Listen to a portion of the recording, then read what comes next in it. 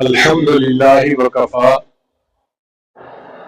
وسلام علی عبادہ الذین اصطفى اما بعد اعوذ باللہ من الشیطان الرجیم بسم اللہ الرحمن الرحیم وتلک الایام نداولها بین الناس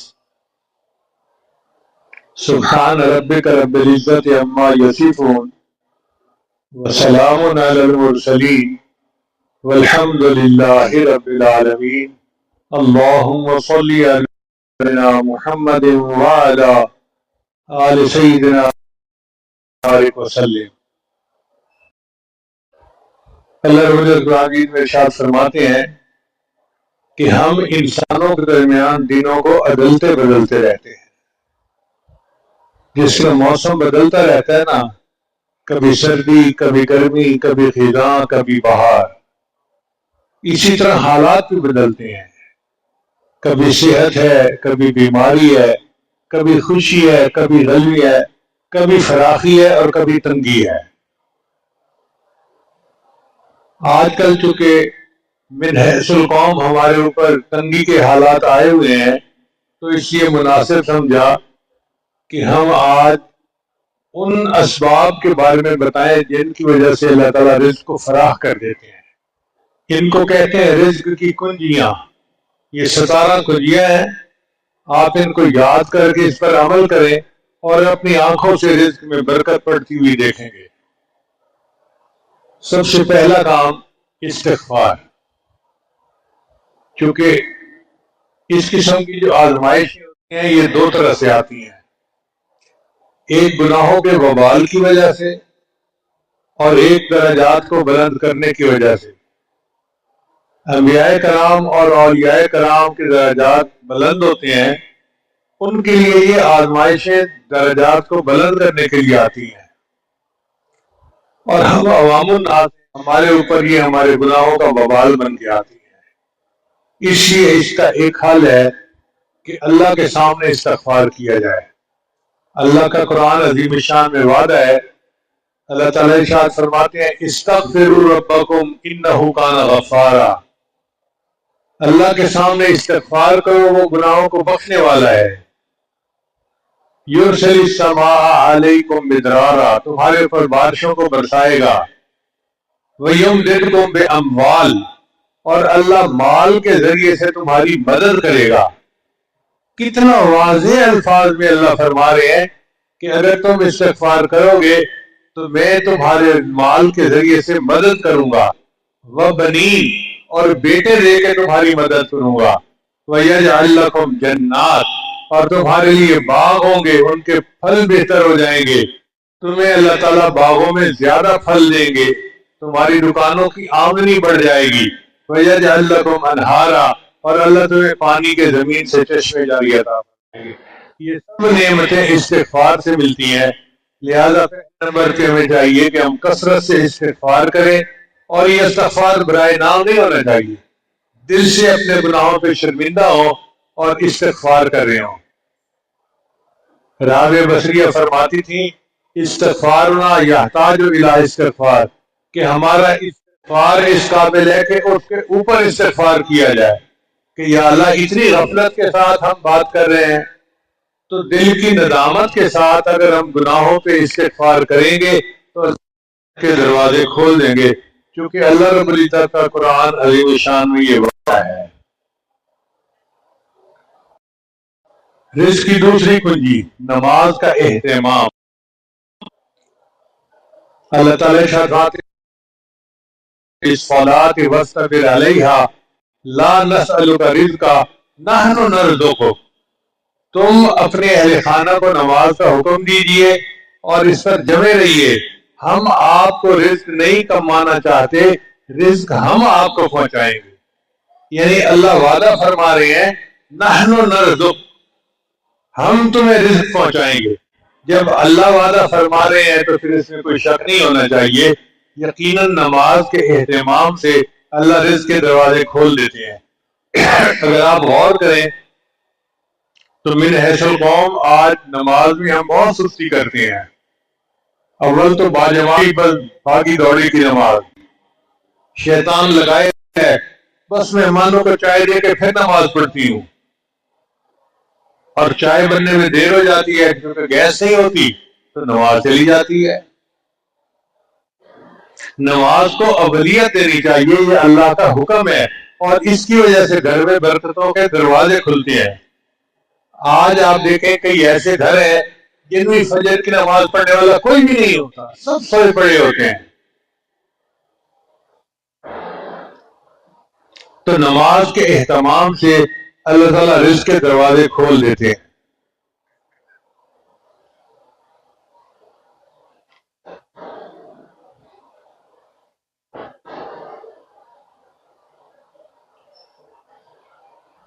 تیسری کنجی ہے انفاق فی سبیل اللہ، اللہ کے راستے میں خرچ کرنا۔ چونکہ انسان اللہ کے راستے میں جو خرچ کرتا ہے اللہ اس کو 10 گنا کر کے واپس لوٹاتے ہیں کم از کم۔ من جاء بالحسنۃ فلہ عشر امثالھا، جو ایک نیکی کرے گا اللہ اس کو 10 گنا واپس لوٹائیں گے۔ تو جو اللہ نے ہمیں دیا ہے اس کو ہم غریبوں پر، یتیموں پر یا بھوکوں پر خرچ کریں، دل بڑا کریں، اور پھر اس کی برکت دیکھیں کہ اللہ تعالیٰ رزق میں فراخی کیسے کرتے ہیں۔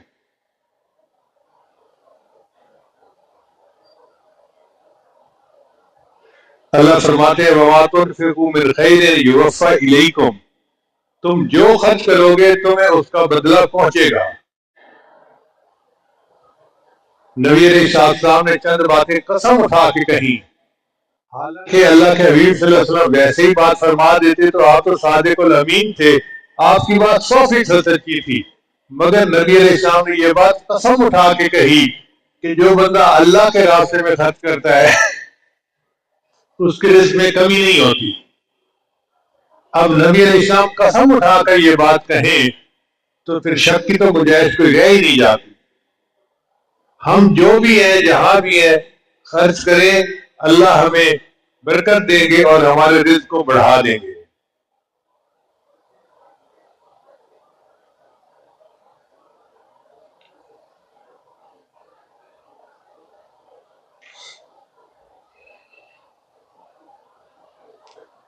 مشہور واقعہ ہے کہ ایک مرتبہ رابعہ بصریہ کے ہاں مہمان آئے، اب گھر میں کچھ نہیں تھا کھانے کھلانے کے لیے، تو کچھ دیر کے بعد دروازے پر دستک ہوئی۔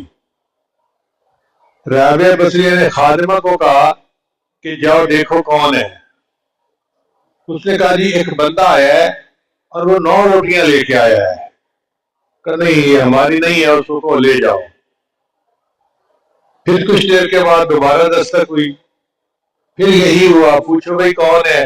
کہ بندہ آیا ہے 9 روٹیاں لے کے آیا ہے۔ اب رات کافی دیر ہو گئی تھی، مہمانوں کو بھوک بھی لگی ہوئی تھی، تو پھر کافی دیر کے بعد ایک بندہ آیا، پوچھا باندی سے کہ کون؟ اس نے کہا جی کوئی بندہ روٹیاں لے کے آیا ہے۔ کہ کتنی روٹیاں ہیں؟ کہ 9 روٹیاں۔ کہ نہیں یہ ہماری نہیں ہے، چلا جائے۔ اس نے کہا کہ اب تو مہمانوں کے کھانے کا وقت بھی ہو گیا، دیر بھی ہو گئی، آپ 2 دفعہ پہلے انکار کر دیا ہے، تیسری دفعہ کیوں انکار کر رہی ہیں؟ ان کا دیکھو وجہ یہ ہے کہ میرے پاس صبح 1 روٹی تھی، سائل آیا اور میں نے روٹی اس کو اللہ کے لیے دے دی، اب جب میں نے 1 روٹی دی تو اللہ نے 10 روٹیاں مجھے لوٹانی ہے، اور یہ 9 لے کے آیا، یہ میری نہیں کسی اور کی ہے۔ تو خادمہ نے ہاتھ باندھ دیے، وہ لایا 10 ہی ہے، مجھے بھوک لگی تھی، 1 میں نے اپنے لیے رکھ لی تھی۔ تو جب اتنا یقین ہو کہ ہمیں 1 کے 10 اللہ لوٹائیں گے تو پھر بندے کو خرچ کرنا کوئی مشکل نہیں آتا۔ جو بھی ہو لِيُنْفِقْ ذُو سَعَةٍ مِّن سَعَتِهِ، ہو سکتا ہے 1 روپیہ امیر آدمی کے لاکھوں روپے۔ صحابہ کرام کے بارے میں اللہ میں آنے والوں کا احد پہاڑ کے،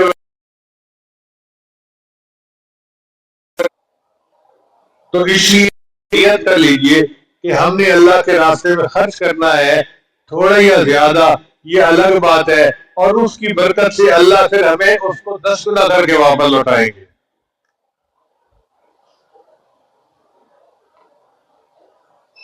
حبیب اجمی کا واقعہ ہے، یہ ان پڑھ تھے اس لیے ان کو اجمی کہتے تھے، مگر صوفی ٹائپ آدمی تھے۔ ان کی بیوی نے آٹا نکالا کہ میں کھانا پکاتی ہوں، پھر وہ آگ کا انتظام کرنے کے لیے باہر نکلی تو اتنے میں سائل آ گیا۔ اب جب سائل آیا تو انہوں نے کہا میں نے اس کو خالی نہیں جانے دینا، جو گھر کا آٹا تھا بنا ہوا وہ دیا۔ اب جب بیوی آئی تو اس سے پوچھا آٹا کہاں ہے؟ کہنے لگے میں نے روٹیاں پکنے کے لیے دے دیا ہے۔ انتظار میں بیٹھ گئے۔ کچھ دیر کے بعد اللہ کی شان دروازہ کھٹکھٹایا گیا اور ایک بندہ تازہ تازہ روٹیاں لے کر آیا، ساتھ سالن بھی تھا۔ اس نے کہا جی کہ وہ جو آپ نے آٹا بھیجا تھا نا روٹیاں پکانے کے لیے، وہ روٹیاں لے کے بندہ آ گیا ہے۔ تو حبیب اجمی نے کہا دیکھو میرا اللہ کتنا بڑا ہے، اس نے مجھے روٹیاں بھی پہنچا دی اور نفع میں مجھے سالن بھی دے دیا۔ ہم اگر اللہ کے راستے میں خرچ کریں گے تو اللہ ہمیں وہ بھی لوٹائیں گے اور اس میں نفع بھی عطا فرمائیں گے۔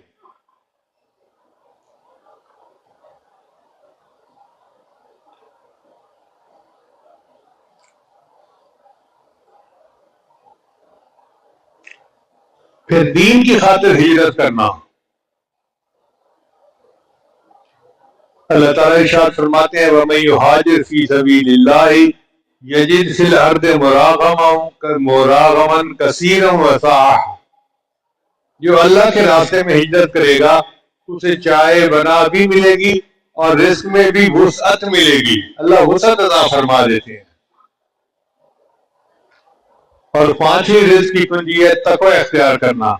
اللہ تعالیٰ ارشاد فرماتے ہیں وَلَوْ أَنَّ أَهْلَ الْقُرَىٰ آمَنُوا وَاتَّقَوْا، اگر یہ بستی دیسوں والے ایمان لاتے اور تقوی کو اختیار کرتے فَتَحْنَا عَلَيْهِمْ بَرَكَاتٍ مِّنَ السَّمَاءِ، ہم ان پر برکتوں کے دروازے آسمان سے کھول دیتے۔ اللہ تعالیٰ برکتوں کے دروازے کھول دیتے ہیں جب ہم تقوی کو اختیار کرتے ہیں۔ ایک جگہ اللہ فرماتے ہیں لَأَكَلُوا مِن فَوْقِهِمْ وَمِن تَحْتِ أَرْجُلِهِمْ، ہم ان کو وہ نعمتیں کھلائیں گی جو اوپر سے اترتی ہیں اور وہ نعمتیں کھلائیں گے جو پاؤں کے نیچے زمین سے نکلتی ہیں۔ انسان دو چیزوں کا مجموعہ، ایک جسم اور ایک روح۔ روح کی غذا اوپر سے آنے والے انوار و تجلیات ہیں، اور جسم کی غذا زمین کے نیچے سے نکلنے والی چیزیں ہیں۔ آپ دیکھیں جتنی فصلیں ہیں زمین سے نکلتی ہیں، جو کپڑے پہنتے ہیں اس کی فصل زمین سے نکلتی ہے، جو مکان بناتے ہیں اس کی چیزیں زمین سے نکلتی ہیں۔ تو اللہ فرماتے ہیں ہم وہ نعمتیں بھی دیں گے جو اوپر سے اتارتے ہیں اور وہ نعمتیں بھی دیں گے جو زمین سے نکالتے ہیں۔ اس لیے ہمیں چاہیے کہ تقوی کو اختیار کریں اور اللہ تعالیٰ کی برکت کے دروازوں کو ہمارے اوپر کھول دے۔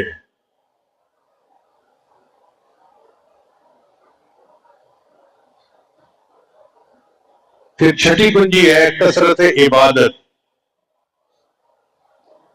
حدیث مبارکہ ہے کہ یہ ابن آدم تفرغ لعبادتی، اپنے آپ کو میری عبادت کے لیے فارغ کر دے، املأ صدرک غنا، میں تیرے سینے کو غنا سے بھر دوں گا، واسد فقرک، اور تیرے فقر کو ختم کر دوں گا۔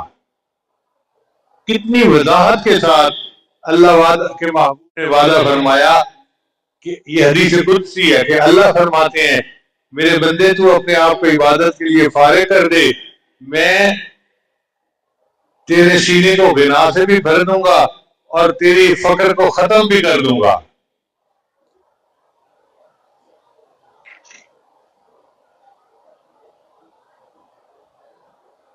پھر ساتویں کنجی ہے کثرت حج یا عمرہ، یعنی حج کثرت سے کرنا یا عمرہ کثرت سے کرنا۔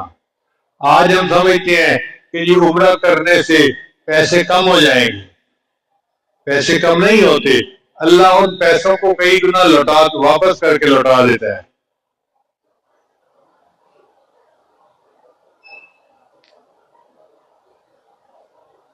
نبی الشام نے ارشاد فرمایا وما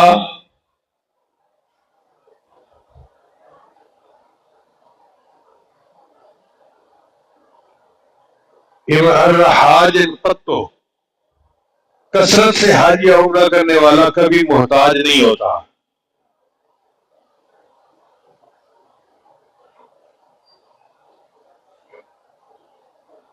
پھر آٹھویں کنجی ہے صلہ رحمی کرنا. صلہ رحمی کرنا کہتے ہیں کہ اپنے رشتہ داروں کے ساتھ اچھا سلوک کرنا، حسن سلوک کرنا.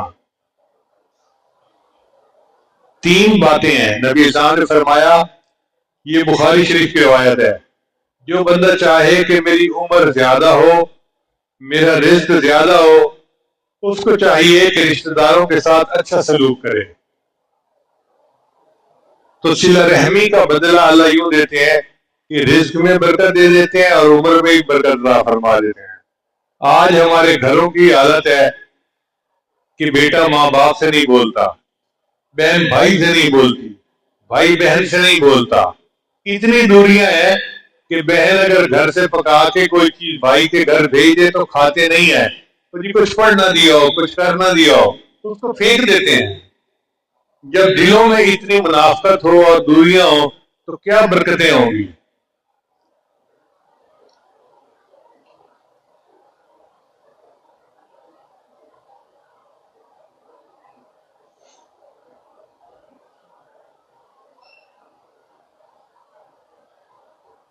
رزق کی نویں کنجی کمزوروں سے اس نے سلوک کرنا.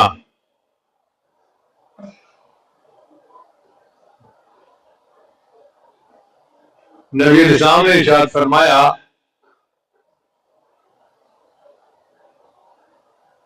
لعلکم ترزقون بضعفائکم، تمہیں تمہارے کمزوروں کی وجہ سے رزق دیا جاتا ہے.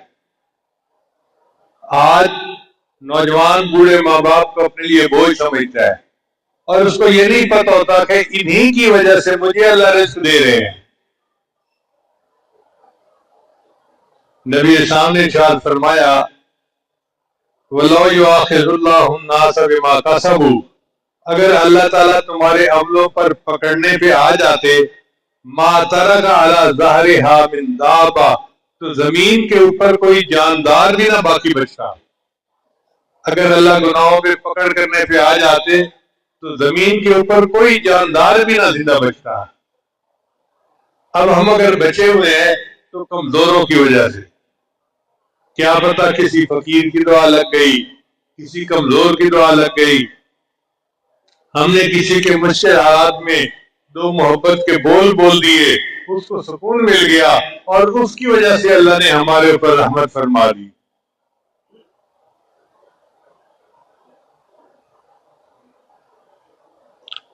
رزق کی 10ویں کنجی اللہ پر توکل کرنا. اللہ تعالیٰ ارشاد فرماتے ہیں وَمَن يَتَوَكَّلْ عَلَى اللَّهِ فَهُوَ حَسْبُهُ، جو اللہ پر توکل کرتا ہے اللہ اس کے لیے کافی ہو جاتا ہے.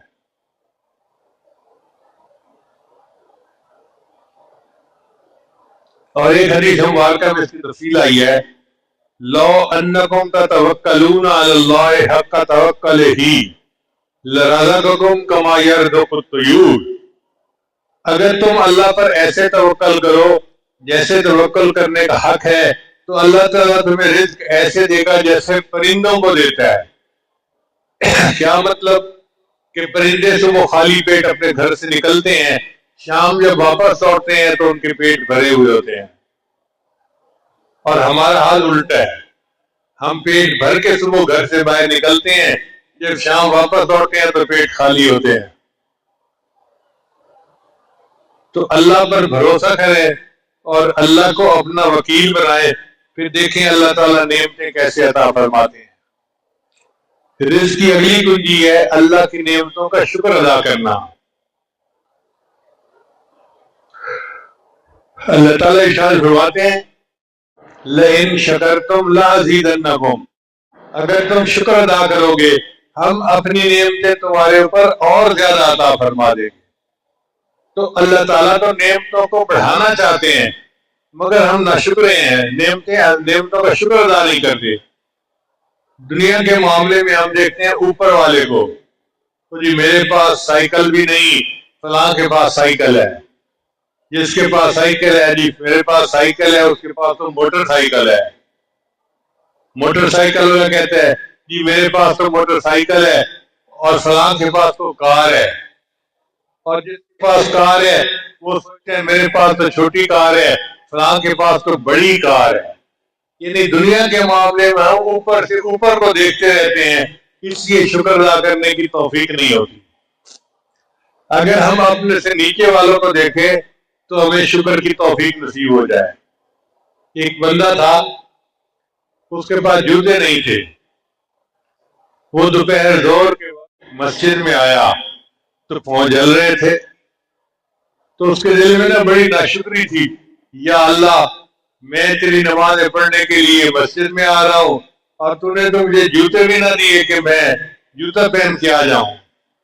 جب نماز پڑھ کے نکلا تو اس نے دیکھا کہ ایک لنگڑا جو ہے وہ ٹانگوں کے بغیر آ رہا ہے مسجد کی طرف. تو اس کے دل پہ چوٹ لگی کہ مجھے اللہ نے ٹانگیں تو سلامت دی ہیں، میں تو جوتوں کے لیے روتا پھرتا تھا، اس کی ٹانگ بھی نہیں اور یہ پھر بھی مسجد میں آ رہا ہے. پھر اس نے اللہ کا شکر ادا کیا کہ اللہ میں تیرا شکر ادا کرتا ہوں، تو نے مجھے کتنا سے بہتر بنایا، مجھے سلامت ٹانگیں تو دی ہیں. تو ہمیں اللہ نے آنکھیں دی، دماغ دیا، صحت دی، ہر نعمت اللہ نے دی، لیکن ہم ان چیزوں کا شکر ادا نہیں کرتے.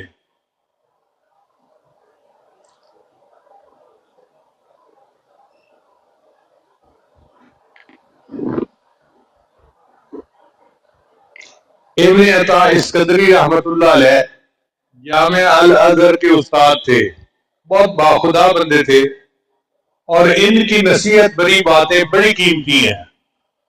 ہمارے مشائخ دیوبند رمضان مبارک میں ان کے حکم کی تعلیم دیا کرتے تھے. حکم کہتے ہیں نصیحتوں کو. میری اپنی یہ رائے ہے کہ جیسے پہلی امتوں میں حضرت لقمان علیہ السلام گزرے کہ اللہ کو ان کی نصیحتیں بہت پسند تھیں، اس امت میں بھی اللہ نے اسی طرح ابن عطا اسکندری جیسے بندے پیدا کر دیے جن کی نصیحت کی باتیں یاد رکھنے کے قابل ہیں.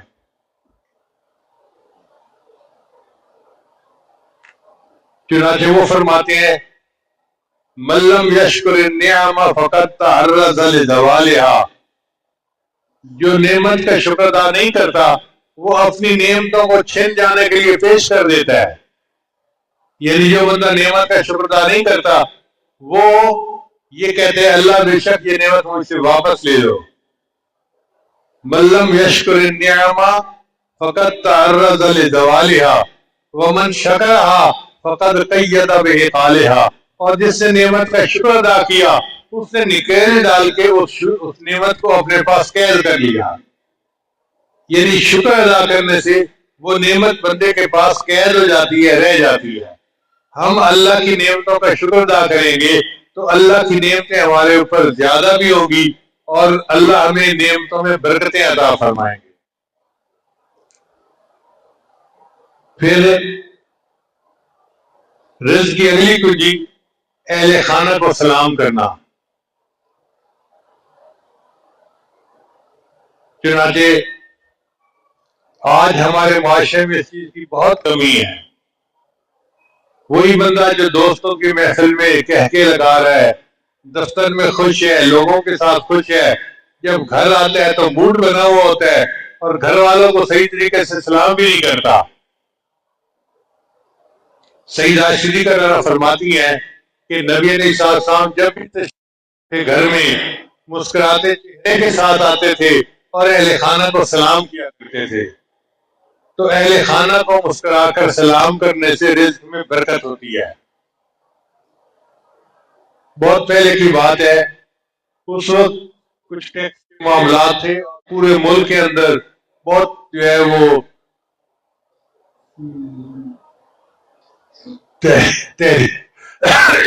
تحریک چل رہی تھی. دکانداروں نے دکانیں بند کی ہوئی تھیں اور بڑے مسائل تھے. تو ایک میمن لڑکا تھا، اس نے مجھے فون کیا کہ جی میں کاروبار کرتا ہوں، میری شادی کو تقریباً 1 سال ہو گیا ہے، میرا اور میری بیوی کا آپس میں جوڑ نہیں بنتا، تو ہم نے فیصلہ کیا ہے کہ ہم آپس میں علیحدگی اختیار کر لیں۔ میں نے کہا بھائی علیحدگی اختیار کیوں کرنی ہے؟ اس نے کہا اس لیے کہ زندگی برباد کرنے کا کیا فائدہ، وہ اپنی راہ لے، میں اپنی راہ لوں۔ ہم ماں باپ کو بتانا چاہتے ہیں تو بیوی نے کہا کہ پہلے حضرت صاحب کو بتا دو۔ میں نے کہا بھائی اگر بیوی نے کہا ہے کہ حضرت صاحب کو بتا دو تو پھر بہتر ہے کہ آپ میرے پاس آؤ، مجھے اپنے حالات بتاؤ، اللہ کوئی حل نکال لیں گے۔ کہنے لگا مجھے تو اس کا کوئی حل نظر نہیں آتا۔ میں نے کہا مریض کو حل نظر نہیں آتا، طبیب کو نظر آ رہا ہوتا ہے۔ چنانچہ جی وہ میرے پاس آیا اور اس نے آ کے کہا کہ جی اس طرح بیکار عورت ہے اور یہ ہے اور وہ ہے، نماز نہیں پڑھتی، پردے کا خیال نہیں کرتی، اور میرا تو دل کرتا ہے کہ بس مجھے آپ اجازت دیں میں اس کی پٹائی کروں۔ اب وہ پٹائی کے موڈ میں اجازت لینے میرے پاس آ گیا۔ میں نے اسے کہا کہ دیکھو جو تہمت آپ کو ملی، کیا آپ کی بیوی کو وہ محفلیں ملی ہیں؟ کہتے ہیں نہیں۔ میں نے کہا قصور تو پھر آپ کا ہے نا، اگر وہ بھی بیانات سنتی، مجالس میں آتی تو اس کے دل پہ بھی اثر ہوتا، وہ بھی نیک بن جاتی۔ اب اس کا حل یہ ہے کہ آپ جب دفتر بند کرنے لگیں تو دفتر کی پریشانیاں دفتر کے اندر بند کر کے اس کو تالا لگا دیا کریں، اور گھر آ کے مسکراتے چہرے کے ساتھ آئیں اور نبی علیہ السلام کی سنت پر عمل کریں کہ اہل خانہ کو سلام کریں۔ اس نے کہا جی ٹھیک ہے۔ اب صورتحال یہ تھی کہ بیوی کھانا بنا کے گھنٹوں انتظار کرتی کہ میرا خاوند آئے گا اور میں اس کے ساتھ مل کے کھانا کھاؤں گی۔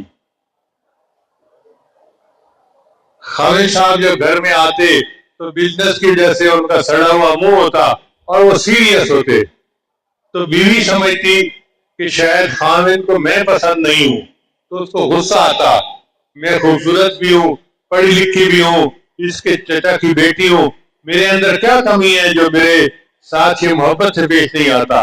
تو یوں الجھنیں شروع ہوتی اور ایک دوسرے کے ساتھ تکرار شروع ہو جاتی، روز کا جھگڑا یہ معمول بنا ہوا تھا۔ آج جب میں نے اسے کہا کہ جاؤ اہل خانہ کو سلام کرنا اور مسکرا کے ان کو جو ہے وہ سلام کرنا، یہ گیا اور جا کے اس نے مسکرا کے دیکھا اور سلام کیا۔ اب جب ادھر مسکراہٹ تھی تو صاحب ظاہر ہے کہ بیوی نے بھی مسکرا کے استقبال کیا۔ اب جب دونوں طرف سے مسکراہٹیں ہوں تو پھر محبتیں بڑھتی ہیں، چنانچہ میاں بیوی کے درمیان محبتیں بڑھنی شروع ہو گئی۔ اب وہ پیار محبت سے کھانا بھی کھاتے، ایک دوسرے کے ساتھ باتیں بھی کرتے، اور ان کی محبت اتنی بڑی کہ اس نے 6 مہینے کے بعد مجھے فون کیا کہ حضرت یہ 6 مہینے ہم نے ہنی مون میں گزارے، لگتا ہے کہ ہم ایسا خوش نصیب جڑا پوری دنیا میں کوئی نہیں۔ آپ اندازہ لگائیے کہ نبی علیہ السلام کی ایک سنت پر عمل کرنے سے ایک برباد ہونے والا گھر پھر سے آباد ہو گیا۔ اب اگر ایک سنت پر عمل کرنے سے گھر آباد ہو جاتا ہے، ہم پوری سنتوں پر عمل کریں گے تو گھر میں کتنی برکتیں ہوں گی۔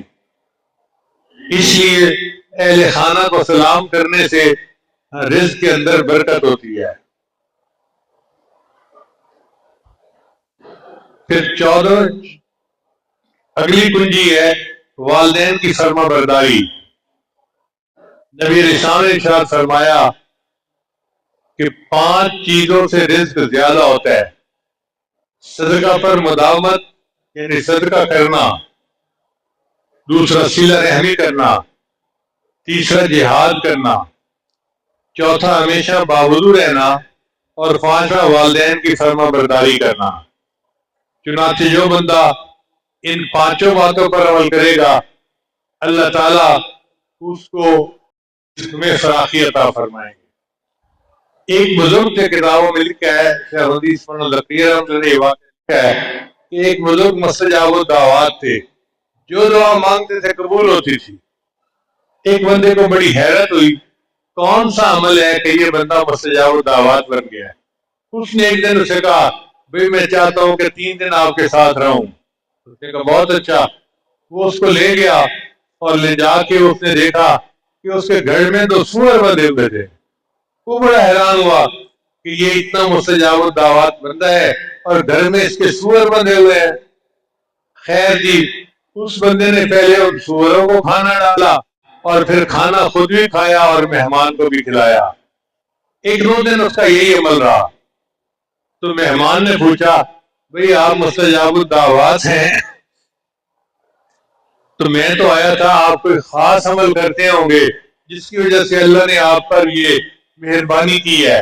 میں نے تو کوئی خاص عمل نہیں دیکھا، الٹا آپ نے سور پالے ہوئے ہیں اور ان کو چارہ پہلے ڈالتے ہیں بعد میں خود کھانا کھاتے ہیں. اس نے کہا میں کیا بتاؤں، یہ دونوں میرے ماں باپ ہیں. ان سے ایسا گناہ سرزد ہو گیا کہ اللہ نے ان کی شکل بدل دی اور ان کو انسان سے سور بنا دیا. مگر میرے تو ماں باپ ہیں، میں نے ان کو گھر میں رکھا ہوا ہے، میں ان کی خبر گیری کرتا ہوں، ان کو کھانا دیتا ہوں، پانی دیتا ہوں اور ان مستجاب الدعوات بنا دیا ہے. اگر تمہارے والدین کافر بھی ہوں، مشرک فی دنیا معروفہ، پھر بھی دنیا میں تم ان کے ساتھ ہاں اگر دین کے راستے میں رکاوٹ بنے تو پھر انسان علیحدگی اختیار کر سکتا ہے. پھر اگلی کنجی ہے رزق کی دوام طہارت، ہمیشہ باوضو رہنا. اب یہ ایک چھوٹا سا عمل ہے کہ انسان جس طرح بے وضو رہنے کی عادت رکھتا ہے اسی طرح باوضو رہنے کی عادت ڈال دے. وضو کر لیا، اگر ٹوٹ گیا تو پھر وضو کر لیا، پھر ٹوٹ گیا پھر وضو کر لیا. ہر وقت باوضو رہنے کی کوشش کرے. ہر وقت باوضو رہنے سے ایک تو رزق میں برکت ہوتی ہے اور دوسرا یہ نبی شان نے فرمایا کما تموتون، تم جس حال میں زندگی گزارو گے تمہیں اسی حال میں موت آئے گی. اب یہ کیسے ہو سکتا ہے کہ ایک ساری زندگی وضو کے ساتھ گزارے اور پھر اس کو موت جو ہے وہ فاسقوں کی آ جائے، اس کو اولیاء جیسی موت اللہ عطا فرمائے.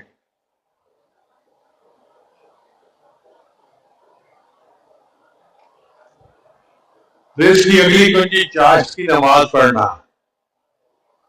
مرد جب دفتروں میں جاتے ہیں یا کاروبار کے لیے جاتے ہیں تو دن کے 10 ہے، اس وقت کے 2 نفل، اچھا وہ مصروفیت کا وقت ہوتا ہے اور اللہ تعالیٰ چلتے ہیں، وہ رزق میں برکت عطا فرما.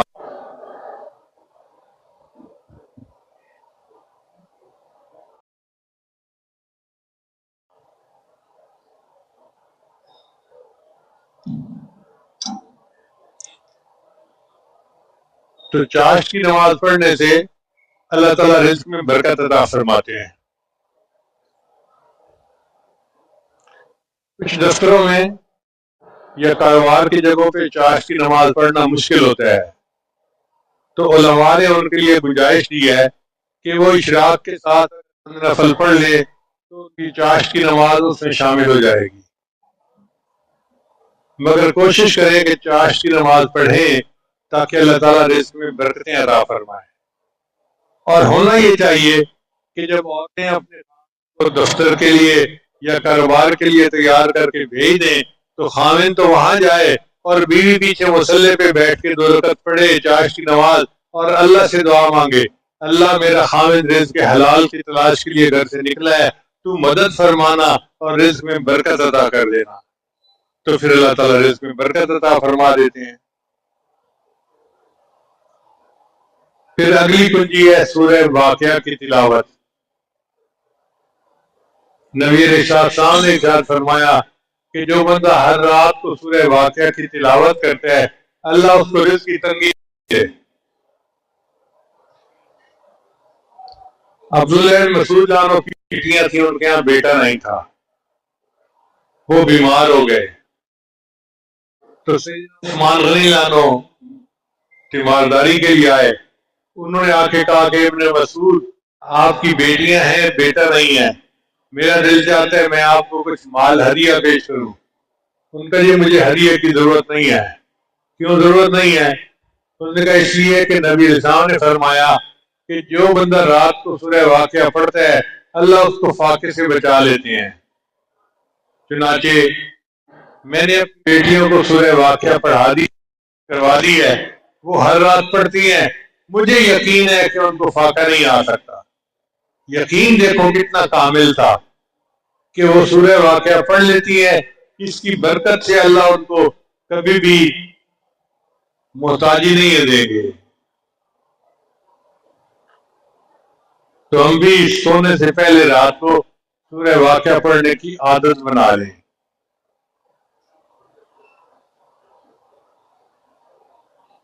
اور آخری کنجی ہے دعا کرنا. تنگی ہے ہمارے ملک میں، مشکل ہے، مگر ہمیں مایوس نہیں ہونا. اس کے لیے ہمیں اللہ سے دعا کرنی ہے. آج کل ہم خبریں سنتے ہیں فلاں بندہ فاقے سے تنگ آ کے خودکشی کر لی. بھائی بالکل خودکشی مت کریں، اللہ تعالی حالات بہتر کر دیں گے. آپ جہاں بھی ہیں ہمارے ساتھ رابطہ کریں. ہم انشاءاللہ کوشش کریں گے آپ کے گھر کھانے کا سامان پہنچا دیں گے. پہنچانا اللہ نے ہے، ہم نے صرف کوشش کرنی ہے. لیکن اگر ہم 2 لقمے کھا لیتے ہیں تو 1 لقمہ کھا کے آپ کو بھی 1 لقمہ کھلا دیں گے. اس کی فکر مت کریں، اللہ تعالیٰ مدد کریں گے. مگر دعا کرنی چاہیے کہ اللہ تعالیٰ ہمیں اس رزق کی پریشانی والے مسئلے سے نکال دے اور ہمارے اس قوم کو اللہ تعالیٰ فراخی عطا فرما دے. دعا سے بہت سارے مسائل حل ہوئے ہیں. نبی انسان نے فرمایا الدعاء مخ العبادہ، دعا عبادت کا مغز ہے، نچوڑ ہے. تو اگر ہم دل سے دعا کریں گے تو اللہ تعالیٰ ہماری دعاؤں کو قبول کر لیں گے. میری دعا ہے اللہ تعالیٰ ہماری اس آزمائش کو جلدی ختم فرما دے اور بدامنی کو امن میں تبدیل فرما دے اور بدحالی کو خوشحالی میں تبدیل فرما دے.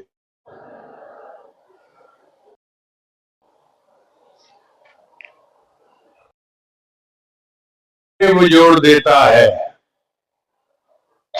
ٹوٹے رشتے وہ جوڑ دیتا ہے، بات رب پہ جو چھوڑ دیتا ہے. ٹوٹے رشتے وہ جوڑ دیتا ہے، بات رب پہ جو چھوڑ دیتا ہے. اس کے فضل و کرم کے کیا کہنے، لاکھ مانگو کروڑ دیتا ہے. اللہ وہ ذات ہے کہ کوئی اگر اس سے لاکھ مانگے تو وہ کروڑوں دیتا ہے. وہ تو اللہ ہے. اب دیکھیں اس فقیر کے پاس دینے کے لیے دعائیں ہیں، میرے مالک کے پاس دینے کے لیے کائنات کے خزانے ہیں. اس میں تو کوئی کمی نہیں. وہ خزانوں کے دروازے کھول دے گا اور ہماری جھولیاں بھر دے گا اور ہماری امیدوں سے بڑھ کر ہمیں عطا فرمائے گا. لہذا دعا ہے کہ اللہ تعالیٰ ہم سب کی اس پریشانی کو دور فرمائے اور ہمیں اس پیارے ملک کے اندر پھر امن والی زندگی، خوشحالی والی زندگی عطا فرمائے. وآخر دعوانا ان الحمد للہ رب العالمین.